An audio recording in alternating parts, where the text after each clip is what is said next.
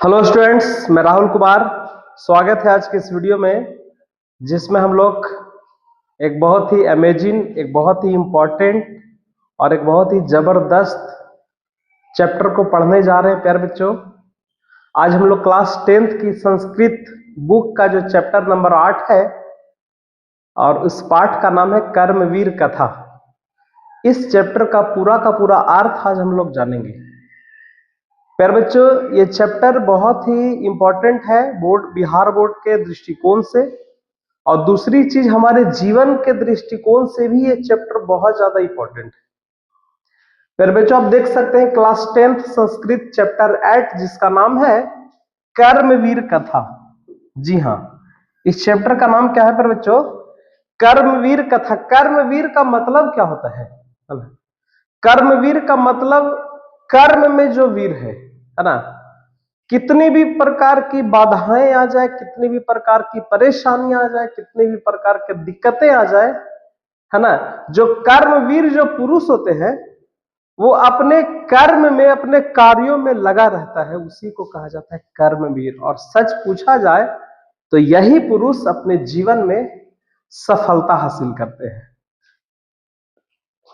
नई नई ऊंचाइयों को पाते हैं। प्यारे बच्चों, ठीक है, तो आज हम लोग एक ऐसे ही इस चैप्टर में कर्मवीर एक बालक की कथा हम लोग पढ़ेंगे जिसने अपने दृढ़ इच्छा शक्ति से, है ना, अपने कर्म के बल पर पूरे देश में नाम रोशन करता है।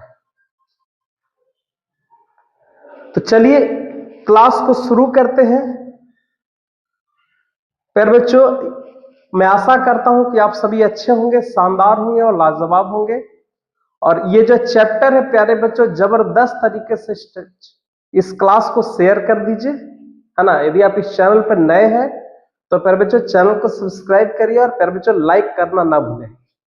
तो आइए हम ये लोग इस क्लास को शुरू करते हैं।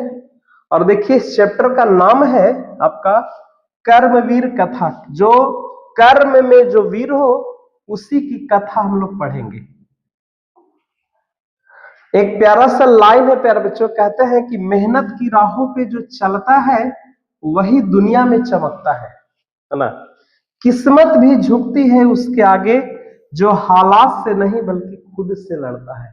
हालात चाहे भी कितनी भी खराब हो, है ना, सिचुएशन परिस्थिति कितनी भी खराब हो, लेकिन वो इंसान जो अटल रहता है, जो दृढ़ इच्छा शक्ति के साथ अपने कार्यों में लगा रहता है, वाकई में वही दुनिया में क्या करता है? चमकता है। ठीक है, जैसे आप देखते होंगे एक किसान, एक खेती करने वाला एक व्यक्ति, चाहे धूप हो चाहे बरसात हो, है ना, किसी भी मौसम में अपने कार्यों के पीछे क्या होता है? लग्न होता है। ठीक है, तो चलिए इस चैप्टर को शुरू करते हैं हम लोग। और इस चैप्टर को शुरू करने से पहले, है ना, कुछ बातों को जान लेते हैं। जैसे पूरे के पूरे संस्कृत में कितना चैप्टर है अपना संस्कृत बुक में? टोटल 14 चैप्टर है। ठीक है, जिसमें से आज हम लोग चैप्टर नंबर 8वां चैप्टर हम पढ़ने जा रहे हैं। 8वां चैप्टर प्यारे बच्चों हम लोग पढ़ने जा रहे हैं। और एक बात आप जान लीजिए, हर चैप्टर आपको कम से कम भी तो 4 नंबर आपको हर चैप्टर से मिलने वाला है। ठीक है, तो देखा जाए तो 14 में 4 से गुना कर देते हैं तो आपका टोटल का टोटल 56 नंबर आपको केवल और केवल यदि किताब को अच्छे ढंग से पढ़ लेते हैं तो 56 नंबर, 56 से 50 से 55 नंबर आपको लगभग यहां से आप कवर कर सकते हैं, जिसमें से ऑब्जेक्टिव रहेंगे, है ना, ऑब्जेक्टिव रहेगा और प्लस में आपका 8 क्वेश्चन रहेगा 16 नंबर का। लगभग 40 ऑब्जेक्टिव रहने वाला है, 40 से 45 ऑब्जेक्टिव रहने वाला है ना। तो प्यारे बच्चों, इस चैप्टर को पूरे के पूरे किताब को अच्छे से पढ़ना है। 8वां चैप्टर पहुंच चुके हैं, बाकी बच जाएगा चैप्टर नंबर 9, 10, 11, 12, 13 और 14, यानी लगभग 6 चैप्टर और बच जाएगा। उसको भी हम लोग आसानी से अगले 1 महीने के अंदर खत्म करने वाले हैं। चलिए प्यारे बच्चों, तो हम लोग क्लास को शुरू करते हैं, है ना। देखिए क्या है, पहले सारांश पढ़ेंगे। कहता है कि पाठे अस्मिन, है ना, इस पाठ में, है ना, समाजे दलितस्य ग्रामवासिनः पुरुषस्य कथा वर्तते, है ना, कह रहा है कि इस पाठ में, है ना, इस पाठ में क्या है, समाज में दलित ग्रामवासी पुरुष की एक कथा है। इस पाठ में हम लोग किसकी कथा पढ़ने वाला, ऑब्जेक्टिव पूछेगा यहां से कि इस पाठ में किसकी कथा पढ़ने वाले हैं। ठीक है, जो कर्मवीर पाठ है वो किसकी कथा है, तो दलित वासी, दलित पुरुष की कथा है। किसकी कथा है प्यारे बच्चों, दलित पुरुष की कथा। ऑब्जेक्टिव यहां से पूछता है कर्मवीर कथा किस पुरुष की कथा है, तो दलित पुरुष की कथा है। ठीक है, कहता है इस पाठ में समाज के एक दलित ग्रामवासी पुरुष की कथा है। कहता है कर्मवीर असौ निजो उत्साहेन विद्या प्राप्यम महत्व पदम लभ्यते, है ना। ये जो कर्मवीर जो पुरुष होते हैं, कर्मवीर जो पुरुष होते हैं वो निज उत्साहेन, अपनी उत्साह से, है ना, अपनी उत्साह से विद्या प्राप्यम, विद्या प्राप्त करते हैं, और महत्वम पदम लभ्यते, यानी ऊंचे ऊंचे पद को क्या करते हैं, प्राप्त करते हैं। जो मेहनत कश इंसान होता है ना, जो कर्मवीर होते हैं, जो लगातार मेहनत करने वाले पुरुष होते हैं, वो अपनी उत्साह से, अपनी इच्छा शक्ति से, अपनी इच्छा बल से, है ना, क्या करते हैं, विद्या प्राप्त करते हैं। कितने भी प्रकार के परेशानी आ जाए, कठिनाई आ जाए, है ना, विद्या प्राप्त करते हैं, और विद्या प्राप्त करके ऊंचे ऊंचे पदों को क्या करते हैं, प्राप्त करते हैं। समाजे चा सर्वत्र सत्कृतो भवति, और क्या होता है, और उनका समाज में सभी जगह है सत्कृत होते हैं। सत्कृत कहने का मतलब है उनकी प्रतिष्ठा होती है ना, उनकी प्रतिष्ठा, उनका चर्चा होता है समाज में, है ना। किनकी चर्चा होती है, वे पुरुष, कर्मवीर पुरुष जो अपनी उत्साह से विद्या प्राप्त करते हैं, और विद्या प्राप्त करके ऊंचे ऊंचे अच्छे अच्छे पदों को क्या करते हैं, प्राप्त करते हैं। उनकी समाज में सभी जगह सत्कृत होती है। कहता है कथायाम, है ना, कथायाम मूल्यम वर्तते, कथा का, इस कथा का यह मूल्य है, क्या मूल्य है, यत कि निराशो न सयात उत्साहे न सर्व कर तुम प्रभावित है। निराशो न सयात, निराश होकर के बैठना नहीं है। इस कथा का मूल अर्थ क्या है कि निराश होकर के बैठना नहीं है, और उत्साह पूर्वक अपने कार्यों को करते हुए, है ना, सब कुछ जीवन में क्या कर सकते हैं, प्राप्त कर सकते हैं। प्यारे बच्चों, इस कथा का मूल अर्थ यही है कि एक प्यारा सा, है ना, एक बालक की कथा है, और वह बालक अपनी जिंदगी में इतना गरीब होता है, इतना गरीब होता है कि वो निराश नहीं होता है, और अंततः वो अपने उत्साह के बल पर, अपनी इच्छा शक्ति के बल पर, अपनी शिक्षा को ग्रहण करके, है ना, वो जिंदगी में आगे बढ़ता है, और अपने देश के लिए बड़ा नाम रोशन करता है, अपने माता पिता का नाम रोशन करता है। वही यहाँ पे कहा गया है। इस कथा का मूल अर्थ क्या है कि निराश नहीं बैठना है ना, और उत्साह पूर्वक सभी काम को करते हुए परिश्रमी से, है ना, ऊंचे ऊंचे पदों को प्राप्त किया जा सकता है, कुछ भी किया जा सकता है। देखिए आपके लिए यहाँ पे अर्थ भी लिखा हुआ, आप इस अर्थ को आप पढ़ सकते हैं। कथा इस पाठ में दलित समाज के ग्रामीण पुरुष की कहानी है। जैसा कि मैं बताया, वह जो कर्मवीर है अपने उत्साह से विद्या पाकर महत्वपूर्ण पद को प्राप्त करते हैं, और समाज में सभी जगह सत्कृत होते हैं, है ना, समाज में सभी जगह सत्कृत होते हैं। इस कथा का मूल्य क्या है, मूल्य अर्थ है कि व्यक्तियों को कभी निराश नहीं होना चाहिए, और उत्साह व कठिन परिश्रम से सब कुछ यहाँ पे क्या किया जा सकता है, प्राप्त को किया जा सकता है ना। तो प्यारे बच्चों, आशा करते हैं कि ये आपको पूरी तरह से समझ में आ गया होगा। आइए हम लोग, है ना, ये चैप्टर के ऊपर चलते हैं। चलिए, तो हम लोग आगे चलते हैं। आगे कहता है, अब इसकी कहानी पे आते हैं। कहता है अस्ति बिहार राज्य दुर्गम प्राय प्रांतरे भिखन टोला नामः ग्रामः। कहता है बिहार राज्य के दुर्गम प्रांत में, है ना, दुर्गम माने अत्यंत कठिन रास्ता है ना, एक बिल्कुल अलग गांव है, एक दुर्गम प्रांत में भिखन टोला नामक एक ग्राम है ना, बिहार राज्य के दुर्गम प्रांत में भीखन टोला नामक एक ग्राम है। कहता निवसंती स्म, वहां रहते हैं, तत्र अति निर्धना, है ना, वहां अति गरीब लोग, सबसे अधिक गरीब लोग, शिक्षा विहीना, शिक्षा से विहीन लोग, क्लिष्ट जीवना, कष्ट जीवन जीने वाले, धना निवसंती स्म, वहां, है ना, अति निर्धन, एकदम गरीब लोग। और कौन लोग रहते हैं? शिक्षा से विहीन, जहां पे शिक्षा नाम का कोई चीज नहीं है, और क्लिष्ट जीवन, अत्यंत कठिन जीवन जीने वाले लोग वहां पे क्या करते हैं? रहते हैं। ठीक है, तो पूछता है बिहार राज्य के भीखन टोला नामक गांव कहाँ है? तो कहाँ है प्यारे बच्चों? बिहार राज्य के दुर्गम प्रांत में, है ना। और आगे हम लोग क्या पढ़े कि उस गांव में अति निर्धन लोग, शिक्षा से विहीन लोग और कठिन जीवन जीने वाले लोग वहां पे क्या करते हैं? निवास करते हैं। कहता तेस्वे वांतमस्य जनस्य परिवारों, कहता है उन परिवारों में, जितने परिवार वहां पे रहते हैं उन परिवारों में एक परिवार ऐसा है ना, एक परिवार ग्रामाद बही स्थित्या कुटिया नया वसत है ना, उन परिवारों में एक परिवार ऐसा है जो गांव के बाहर, है ना, गांव के ग्रामाद बही, गांव के बाहर स्थित कुटी में, है ना, एक प्रकार की झोपड़ी है, एक प्रकार के कुटी है, उसी कुटी में क्या करते हैं?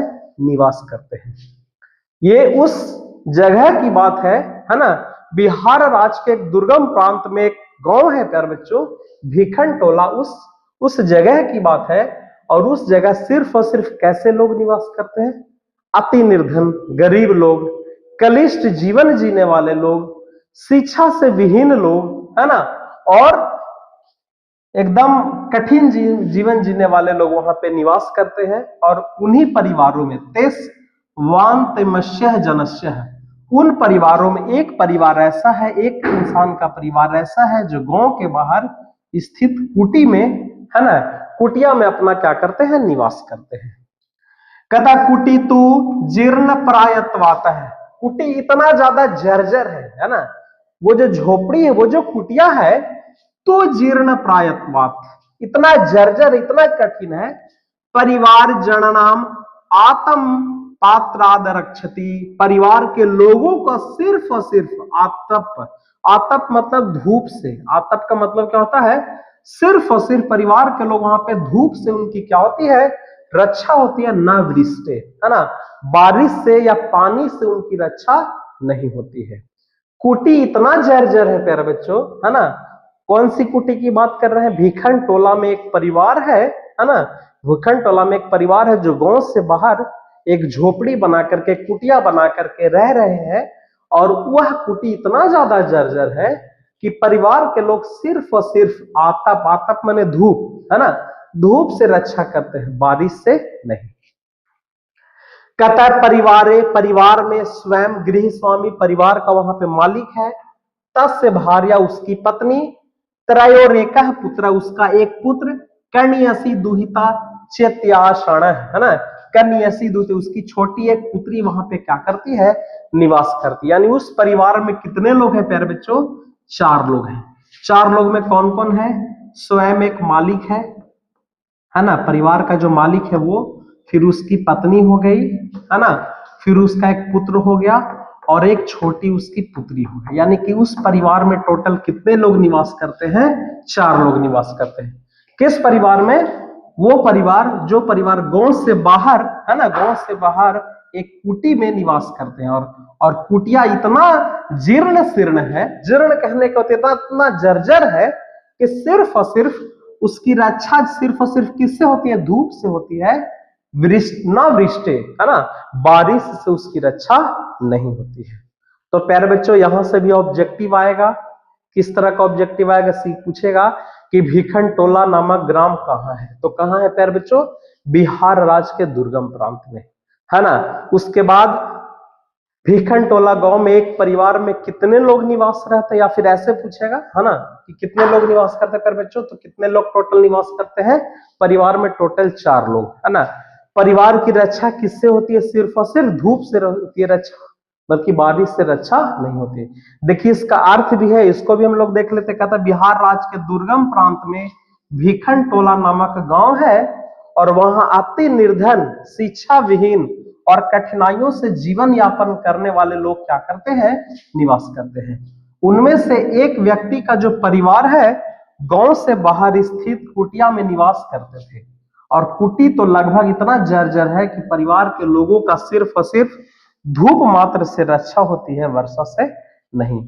परिवार में स्वयं गृह स्वामी, उनकी पत्नी, उनके दोनों एक पुत्र और एक छोटी पुत्री वहां पे क्या करते हैं, रहते। यानी परिवार में टोटल कितने लोग निवास कर रहे हैं प्यारे बच्चों, 4 लोग। उनकी पत्नी, स्वयं वह गृह स्वामी मालिक है ना, और कौन सा, और एक पुत्र और उनकी छोटी पुत्री।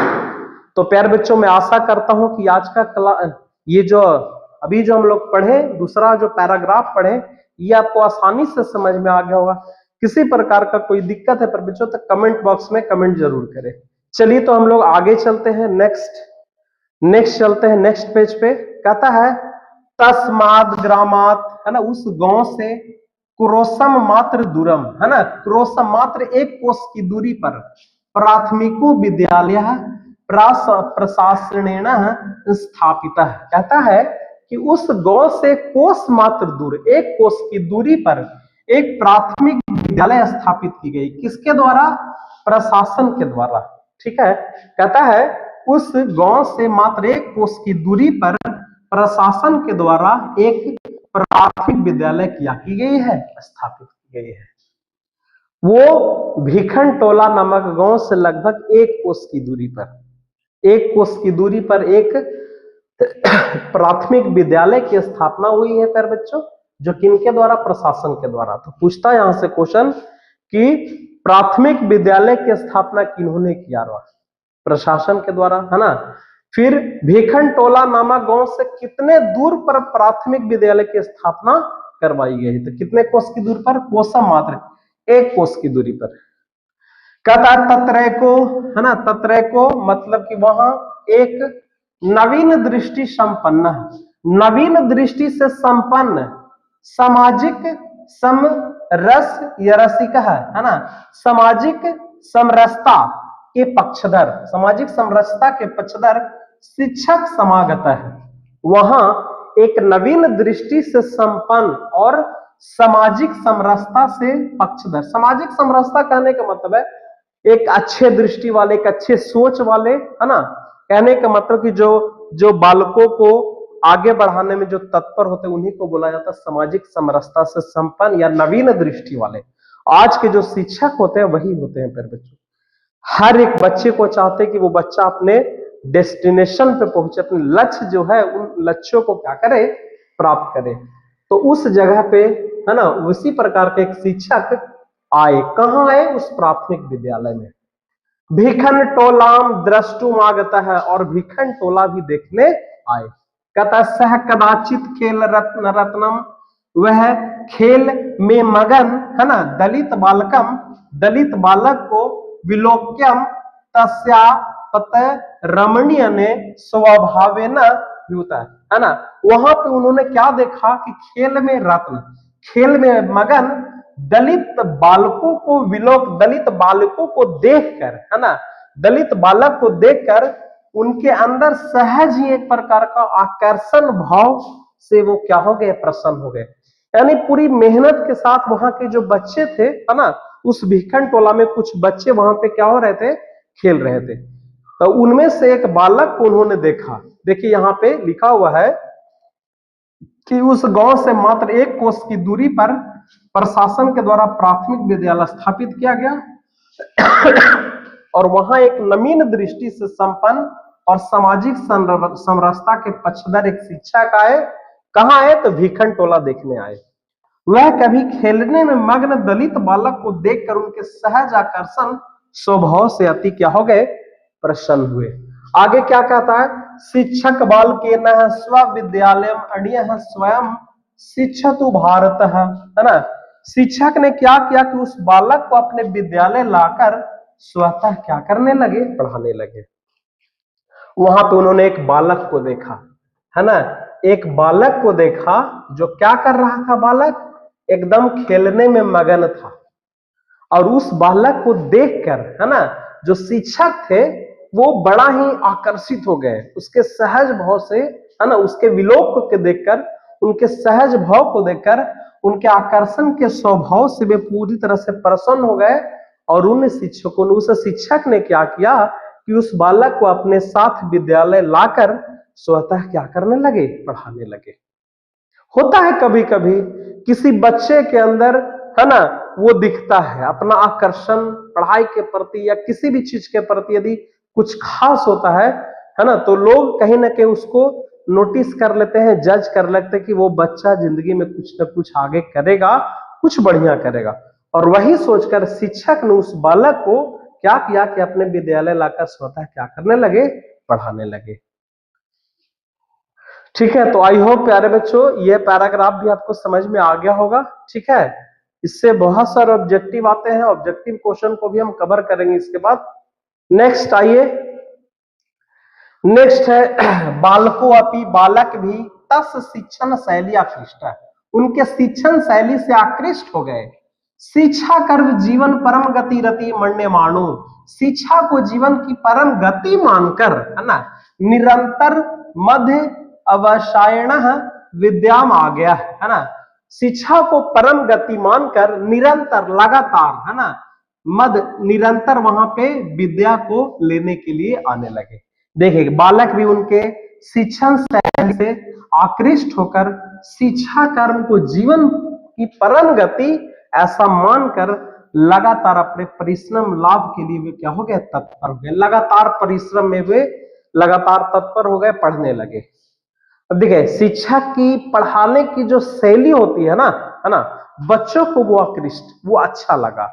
और बच्चे को जब वो आकृष्ट मतलब अच्छा लगा, शिक्षक की पढ़ाने की जो शैली अच्छी लगी, तो बच्चे लोग भी वह बच्चा भी क्या करने लगा, वो बालक भी क्या करने लगा कि शिक्षा को जीवन की परम गति मान लिया कि जिंदगी में यदि आगे बढ़ना है, कुछ बढ़िया करना है, तो शिक्षा को आपको साथ लेकर के आगे बढ़ना पड़ेगा। इसीलिए उन्होंने शिक्षा को परम गति माना और परम गति मानकर लगातार परिश्रम करने के लिए क्या हो गए, तत्पर हो गया।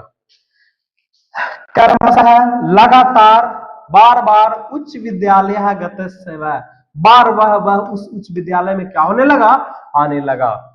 शिक्षक स्व अध्यापन स्व अध्याय अवसायण च प्राथमयम प्राप्त है, और इस प्रकार से शिक्षा का अध्ययन करके स्व अध्याय से शिक्षा का अध्ययन,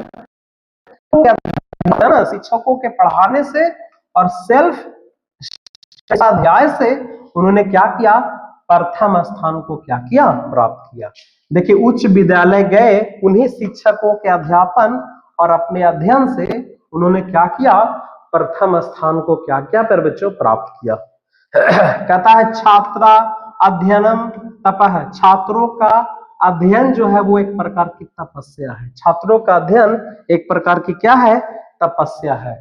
इति भूयो भुवः, इति भूयो भुवः स्वविद्या स्वविद्या गुरुणो अपिदिष्टो असौ बालकः पितरो अर्थाभावे अपि छात्रवृत्त्या कनियस छात्राणां शिक्षा लब्धेन धनेन च नगरेता महाविद्यालयः प्रवेशं लभता है। कहता है छात्रों का जो अध्ययन है वो सबसे बड़ी तपस्या है, और इसे इति भूयो भुवः, है ना, इसको वो बार बार अपने अपने अपने विद्या में गुरु के उपदेशों में यह सुन रखा था।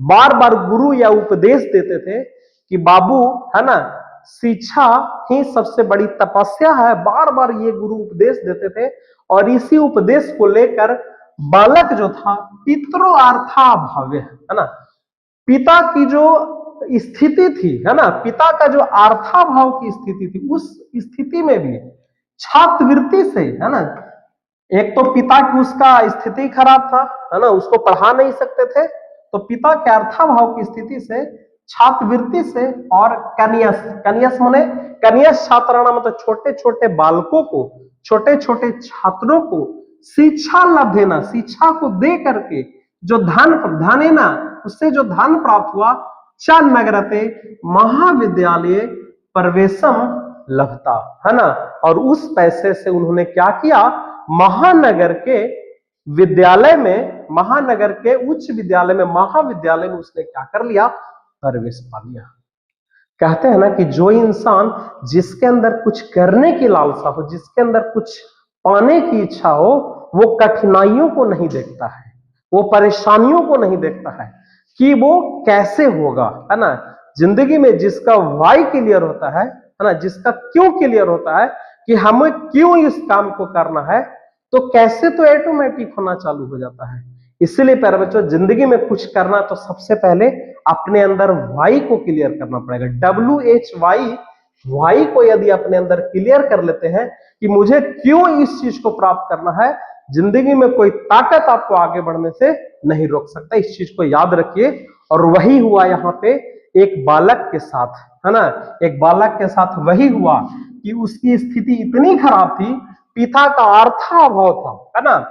वह स्व विद्या यानी अपने विद्या से, गुरु के उपदेशों को सुन करके, गुरु का क्या उपदेश था कि छात्रों की अध्ययन ही सबसे बड़ी क्या है? तपस्या है। बार बार इस चीज को वो सुनता था। और बालक जो था अपने पिता के अर्थाभाव में छात्रवृत्ति से और छोटे छोटे कन्या छात्राणाम शिक्षा लब्धेना, अपने छोटे छोटे बच्चों को पढ़ा पढ़ा करके, है ना, वह नगर के महाविद्यालय में क्या किया? उसने प्रवेश पा लिया, है ना। देखिए इस चीज को हिंदी पढ़ते कहता, बालक भी उनके शिक्षण शैली से आकृष्ट होकर के, है ना, शिक्षा कर्म के जीवन को, परम गति को ऐसा मान करके लगातार अपने परिश्रम लाभ के लिए तत्पर हुआ। और वह लगातार उच्च विद्यालय गए, उन्हीं शिक्षक के अध्यापन और अपने अध्ययन से प्रथम स्थान प्राप्त किया। और छात्रों का अध्ययन ही तपस्या है, ऐसा बार बार अपने गुरु के उपदेश में सुन रखा था। और वह बालक देखने अपने पिता के धनाभाव में भी, पिता के धनाभाव में भी छात्रवृत्ति और छोटे बच्चों को पढ़ा करके जो अर्जित हुआ धन, उस धन से नगर गया और नगर में महाविद्यालय में उसने क्या कर लिया? प्रवेश पा लिया। ठीक है, तो प्यारे बच्चों, आशा करते हैं कि ये वाला पैराग्राफ भी आपको अच्छे से समझ में आ गया होगा। किसी भी प्रकार का कोई दिक्कत है प्यारे बच्चों तो एक बार कमेंट जरूर करें। चलिए तो हम लोग इसके आगे पैराग्राफ के ऊपर चलते हैं। नेक्स्ट पैराग्राफ क्या है? तत्रापि, तत्रापि मतलब वहां भी, है ना, गुरु नाम, गुरु के प्रिय होकर, सन सततम पुस्तकालय स्ववर्गे च सदा वहित चेतसा अकृत कालक्षेप स्वाध्यायन रेतः भूवतः। कहते वहां भी गुरु का प्रिय हो गया। जो अच्छे बालक होते हैं ना, जो पढ़ने वाले जो बालक होते हैं ना, वो दुनिया के किसी भी कोने में जाएंगे, वो लोगों को चहेता हो ही जाता है। और वही बात इस बालक का हुआ। कौन से बालक का? है ना, हालांकि इस बालक का भी नाम नहीं आया है, लेकिन बहुत जल्द, है ना, बहुत जल्द उस बालक के नाम को हम लोग जानेंगे कि आखिर वह लड़का था कौन, क्या नाम था। चलिए, कहता तत्रापि गुरुणाम प्रिय स्तन्य सतता पुस्तकालय, लगातार वह जहां, वहां भी गुरु की प्रिय होकर, सतत मतलब लगातार, पुस्तकालय, पुस्तकालय में, स्ववर्ग अपने वर्ग में, सदा मेहनत, सदा वहित चेतसा, अकृत का, बिना समय का बर्बाद किए हमेशा वो परिश्रम में लगा रहा, है ना। स्वाध्याय निरंतो अभूत, स्वाध्याय हमेशा वो अपनी सावधान होकर के अपने विद्या में लगा रहा। देखिए क्या कहता है, वहां भी गुरुओं का प्रिय बनकर हमेशा पुस्तकालय और अपने वर्ग में सावधान मन से, बिना समय गंवाए या नष्ट किए, अपने अध्ययन में वो क्या हो गया? तत्पर हो गया। बालक जब महाविद्यालय नगर में गया, है ना, नगर के महाविद्यालय में जब वह नामांकन करवाया था, वहां भी सबसे पहले वह अपनी, है ना, शिक्षण शैली से, है ना, अपनी शिक्षण शैली से उसने क्या किया? गुरु का प्रिय बन गया और लगातार पुस्तकालय में अपने वर्ग में सावधान होकर के, बिना समय को गवाए, है ना, लगातार वह मेहनत में क्या हो गया? अध्ययन में वो क्या हो गया? तत्पर हो गया। यही तो बात है, यही तो बात है ना, विद्वान अच्छे अच्छे बच्चों का, इंटेलिजेंट स्टूडेंट का, कि बगल वाला क्या कर रहा है उससे हमको कोई मतलब नहीं है। उसके दिमाग में सिर्फ और सिर्फ गोल होता है, लक्ष्य होता है कि हमें उस लक्ष्य तक प्राप्त करना है, चाहे दुनिया का इधर का उधर हो जाए। आइए हम लोग आगे जानते हैं। महाविद्यालय, महाविद्यालय के पुस्तकागारे, है ना। महाविद्यालय के पुस्तकालय में बहुना अनेक प्रकार के विषयाणाम विषयों का पुस्तकानि पुस्तकों को आत्मसादाशो कृतवान है ना। महाविद्यालय के पुस्तकालय में अनेक विषयों के पुस्तकों को उन्होंने आत्मसात किया। जब महाविद्यालय में पुस्तकालय होता ही है, पुस्तकालय में जाता था अनेक प्रकार के बहुनाम का मतलब होता है अनेक प्रकार के विषयों के पुस्तकों को उन्होंने क्या किया, आत्मसात किया। आत्मसात करने का मतलब है उसमें वो लीन हो गया, वो पढ़ना शुरू किया। देखिए कहता महाविद्यालय के पुस्तकालय में अनेक विषयों के पुस्तकों को उन्होंने क्या किया, आत्मसात किया। कहता है तत्र स्नातक परीक्षायाम वहां स्नातक परीक्षा में विश्वविद्यालय में प्रथम स्थान प्राप्त है ना। प्रथम स्थान को क्या किया, प्राप्त किया। स्वविद्यालय ख्यातिम वर्धयत, और वह अपने विश्वविद्यालय के ख्याति को क्या किया, बढ़ाया। प्यारे बच्चों आप देख सकते हैं है ना, गांव के स्कूल में, प्राथमिक विद्यालय में, उच्च विद्यालय में, यहाँ तक कि महाविद्यालय में भी आकर के वह स्नातक की परीक्षा में विश्वविद्यालय में प्रथम स्थान प्राप्त करके अपने महाविद्यालय की ख्याति को क्या किया, बढ़ाया। देखिए यहाँ पे लिख रहा है वहां स्नातक परीक्षा में विश्वविद्यालय में प्रथम स्थान प्राप्त करके अपने महाविद्यालय की ख्याति को, यश को भी उसने क्या किया, बढ़ाया। कहता सर्वत्र राम प्रवेश रामिति शब्द श्रूयते समनगरे, है ना। अब देखिए उस बालक का नाम आ गया, क्या उस बालक का क्या नाम था प्यारे बच्चों, राम प्रवेश राम था।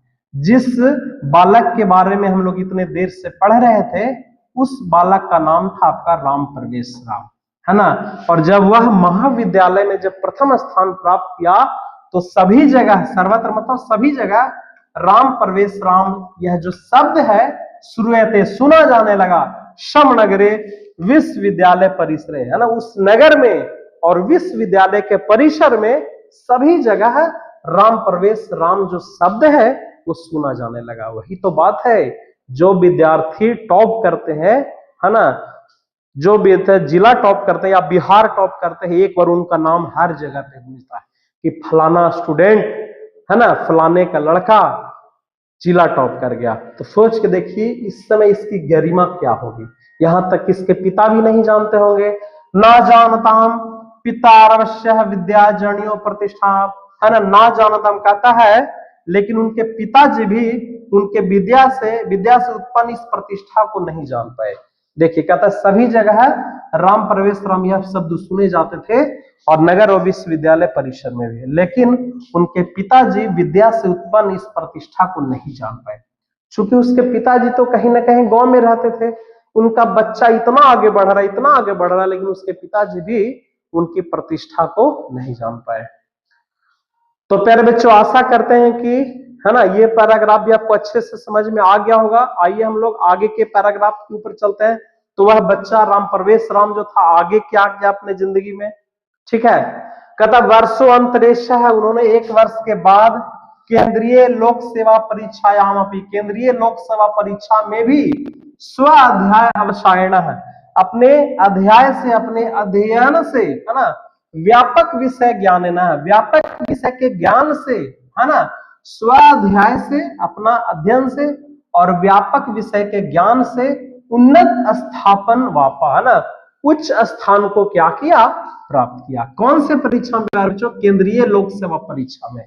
याद रखिएगा केंद्रीय लोक सेवा परीक्षा भारत की सबसे बड़ी परीक्षा होती है ना, जिसका नाम है यूपीएससी परीक्षा, यूपीएससी परीक्षा, यूनियन पब्लिक सर्विस कमीशन एक परीक्षा होती है जो भारत के तरफ से भारत का सबसे बड़ा एग्जाम, जिसको हम लोग सिविल सर्विस की परीक्षा भी कहते हैं, है ना, जिसको पास करने के बाद एक इंसान जिले का क्या बन जाता है, मालिक बन जाता है, जिसको डीएम कहते हैं। खैर, तो इसने भी क्या किया, केंद्रीय लोक सेवा परीक्षा में, है ना, अपने अध्ययन से और अपने व्यापक विषय के ज्ञान से उच्च स्थान को प्राप्त किया। कहता है साक्षात्कार, है ना, जब इस परीक्षा को पास कर लिया जाता है तो होता है साक्षात्कार, जिसको इंटरव्यू कहते हैं। साक्षात्कार में भी समिति सदस्य व्यापकेन ज्ञानेन तव अपि तादृशो परिवार परिवेशो कीर्तने श्रमेण अभयाशेण चह प्रीतावर। साक्षात्कार में भी जब समिति के जो सदस्य थे और जब यह पता लगा कि अपने व्यापक ज्ञान से, है ना, और अपने परिवार का ये जो परिवेश था, ऐसे परिवेश में आने के बाद अपने निरंतर अभ्यास से जब वह इस परीक्षा को पास किया तो वे लोग भी बहुत क्या हो गए, खुश हुए। देखिए पढ़ते हैं इसको। उन्होंने 1 वर्ष के बाद केंद्रीय लोक सेवा परीक्षा में भी अपने अध्ययन और व्यापक विषय के ज्ञान से उच्च स्थान को क्या किया, बच्चों, प्राप्त किया। और साक्षात्कार में भी समिति सदस्य उनके व्यापक ज्ञान से वहां भी उसी प्रकार पारिवारिक परिवेश में किए गए परिश्रम और अभ्यास से बहुत क्या हो गए, प्रसन्न हो गए। यानी साक्षात्कार में जो लोग बैठे हुए थे, जब उनको पता चला कि एक बच्चा इतना ज्यादा मेहनत, है ना, ऐसे पारिवारिक परिवेश से आने के बावजूद भी यहां तक पहुंचा, उसको सुन करके, उसको देख करके, है ना कहीं उनको एक अलग सा प्रसन्नता हुई, एक अलग प्रकार का एक अनुभूति हुई कि इतना कठिन परिश्रम करने के बाद, इतना दलित परिवार से आने के बाद जब एक बच्चा आगे बढ़ सकता है तो भाई हम और आप क्यों नहीं बढ़ सकते हैं। वहां से एक प्रश्न उठा। खैर, तो वे लोग बहुत ज्यादा क्या हो गए, प्रसन्न हो गए। तो कहते हैं ना, है ना, कर्म में बहुत बड़ी शक्ति है प्यारे बच्चों। इसी को बोला जाता है कर्मवीर पुरुष, है ना। आपको निरंतर किसी चीज को पाने के लिए, है ना, बिल्कुल जुनून के साथ आपको मेहनत करना पड़ेगा। जिस दिन अपने अंदर ये जुनून को पैदा कर लिए, दुनिया का कोई ताकत आपको आगे जाने से नहीं रोक सकता है। चलिए हम लोग आगे किस पैराग्राफ चलते हैं। कहता है अध राम प्रवेश रामस्य, आज राम प्रवेश राम की प्रतिष्ठा स्व प्रांते केंद्र शासने च प्रभुता वर्तते। आज जो राम प्रवेश राम की जो प्रतिष्ठा है अपने प्रांत में, अपने राज्य में, अपने केंद्र प्रशासन में, और अपने केंद्र प्रशासन में एकदम प्रभुता मतलब उसके बहुत ज्यादा प्रतिष्ठा हो चुकी है। कहता तस्य प्रशासन क्षमता, उनकी जो प्रशासन क्षमता है, संकट काले, और संकट काल में निर्णय सामर्थ्य सर्वेशा मां वर्जके, है ना, वर्तते। कहता है उसकी जो प्रशासन क्षमता है और संकट काल में जो निर्णय लेने की जो सामर्थ्य, जो शक्ति है, वो सबसे ज्यादा आकर्षक है। संकट काल में कैसे, है ना, किसी चीज को डिसीजन कैसे लिया जाता है, ये क्षमता राम प्रवेश राम के अंदर बड़ा ही वो आकर्षक क्षमता है। ठीक है। कथानुणमासा क्रमवीरो वैतिष्य वाध्या, है ना, बाधा प्रशासक केंद्रेण लोकप्रिय संजात है ना। कहता है वह कर्मवीर, है ना, कितने सारे बाधाओं को व्यतीत करके, बाधाओं को बिता करके प्रशासन केंद्र में भी क्या हो गया, लोकप्रिय हुआ। सत्यमुक्तम, सत्य ही कहा गया है। उद्योगिनः पुरुषः सिंहम् उपैति लक्ष्मी, है ना, उद्योगिनः पुरुषः सिंहम् उपैति लक्ष्मी। सच ही कहा गया है, परिश्रमी पुरुष ही क्या करते हैं, लक्ष्मी को वर्ण करती है, लक्ष्मी को प्राप्त करती है। बिना परिश्रम किए, है ना, बिना मेहनत किए और बिना सत्कर्म किए कभी भी लक्ष्मी आपके पास नहीं आ सकती है। लक्ष्मी भी उसी व्यक्ति को वर्ण करती है जिसके अंदर उद्योगिना यानी परिश्रम करने की, जिसके अंदर क्या होती है, क्षमता होती है, मेहनत होती है। आज राम प्रवेश राम को देखिए, पूरे नगर, पूरे राज्य, पूरे प्रांत में उसकी प्रतिष्ठा है। काहे लाभ है, तो केंद्रीय लोक सेवा प्रवेश परीक्षा में पास करके, है ना, एक जिले का कमान उसके हाथ में है। तो इससे बड़ी प्रतिष्ठा और क्या हो सकती है।